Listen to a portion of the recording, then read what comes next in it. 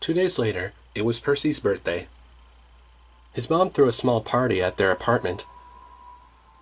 He never really advertised the date, because it always happened right after camp, so usually none of his camp friends could come, and he didn't have that many mortal friends.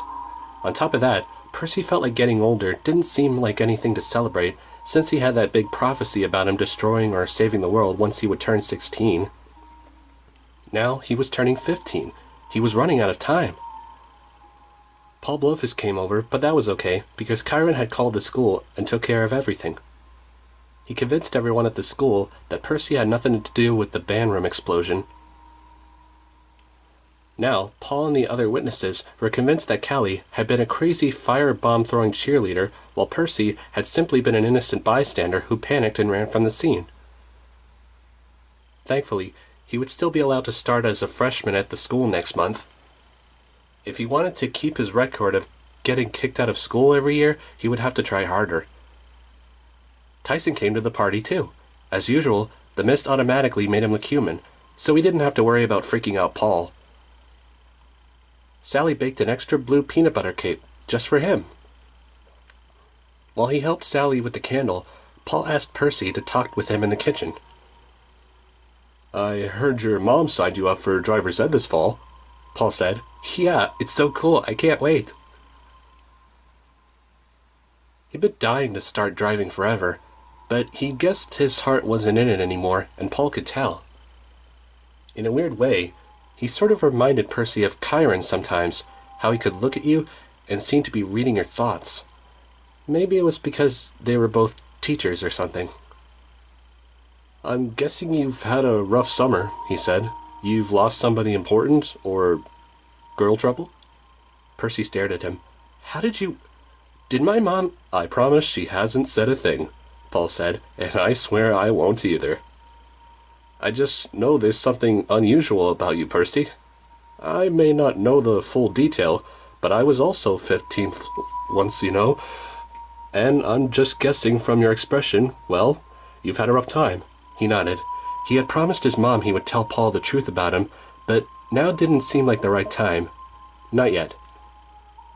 So he just told Paul about his friends that he lost at the camp, without mentioning the battle or death parts, or the fact that it was a demigod training camp. "I'm sorry to hear that," he said. "Yeah, and, I guess the girl stuff?" "Well, Percy, I kind of feel bad giving you one extra thing to think about," Paul said, "but I wanted to ask you something." "Yeah?" "Girl stuff." Percy frowned. "What do you mean?" "Your mom," Paul said. "I'm thinking about proposing to her." Percy almost forgot he was holding a cup. "You mean marrying her?" "Well, yes, that's the general idea. Would that be okay with you?" "You're asking for my permission?" "Well, I don't know if it's permission so much, but she's your mother, and I know you're going through a lot. It wouldn't feel right if I didn't talk to you about it first. You know, man to man." "Man to man," he repeated. It sounded strange saying that. He thought about how his mom smiled and laughed more whenever Paul was around, and how he had gone out of his way to get Percy into high school. He found himself saying, "Yeah, that's a great idea, Paul. You should go for it." He smiled really wide and said, "Cheers, Percy. Now come on, your cake's waiting." He was just getting ready to blow out his candle when the doorbell rang. It was weird because the building had a doorman, but he hadn't called up for anything, and they weren't expecting anybody else. Sally opened the door and gasped. It was Poseidon. Poseidon, she said. What a surprise." "Hello, Sally," he said. "You look as lovely as always. Is Percy home? Hello, Sally?" Paul called from the hallway. "Who's there?" "Oh, hello," he said to Poseidon. "Oh, Paul," Sally said nervously. "This is Percy's father." "Oh, really?" Paul said. "Well, it's nice to finally meet you, sir. I'm Paul Blofus." Poseidon raised an eyebrow. I'm sorry, did you say blowfish? No, blowfish, actually.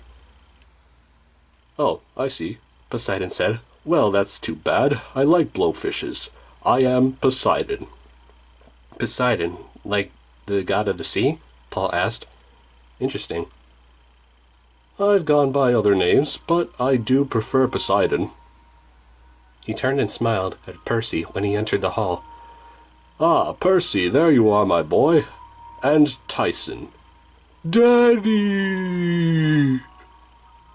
Oh, no, sorry, he's not mine, Sally told Paul. Long story.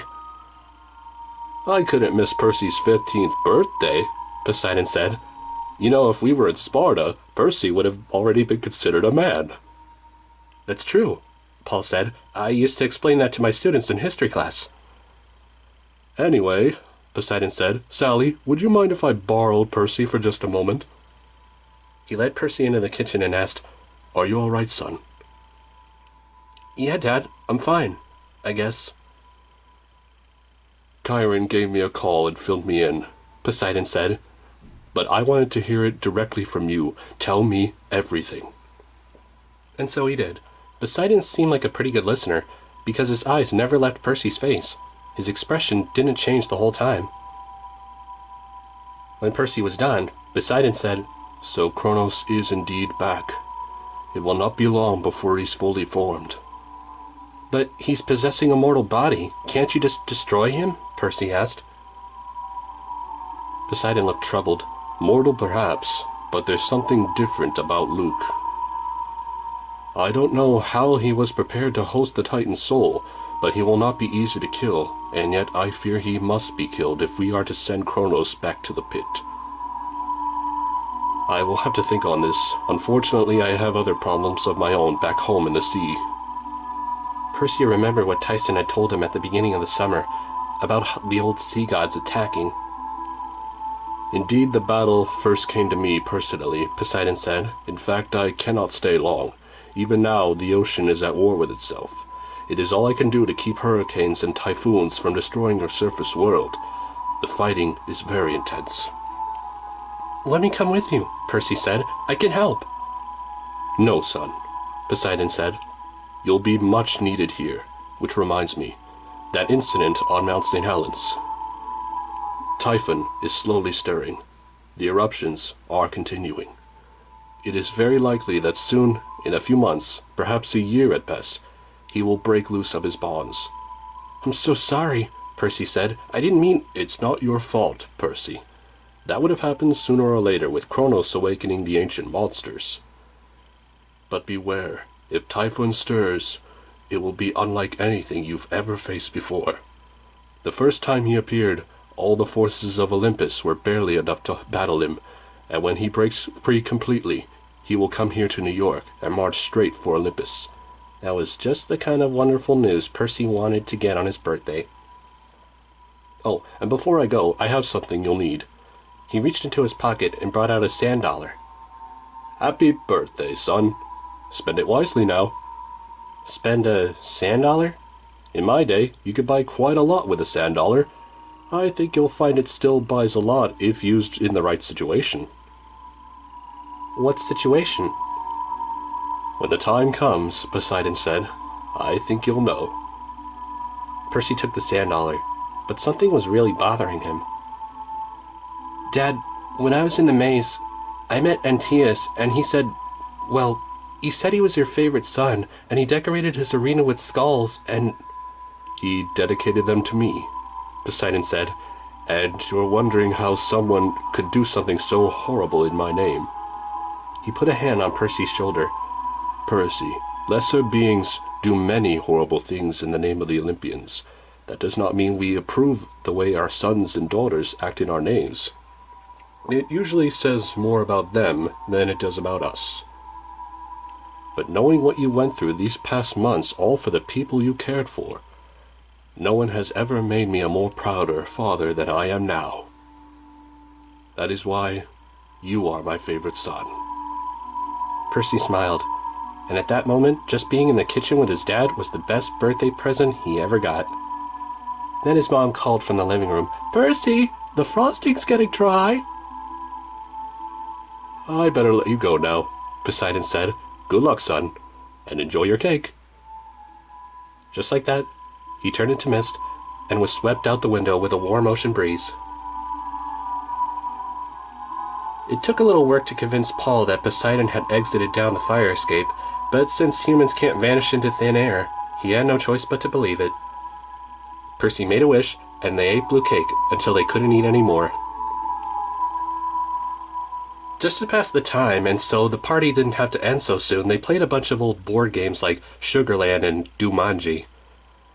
Tyson never played board games, but he turned out to be really good at them. He kept getting closer and closer to the end while everyone else kept getting sent further back or losing turns. When Percy finally got tired of playing, he went to his room and no one stopped him.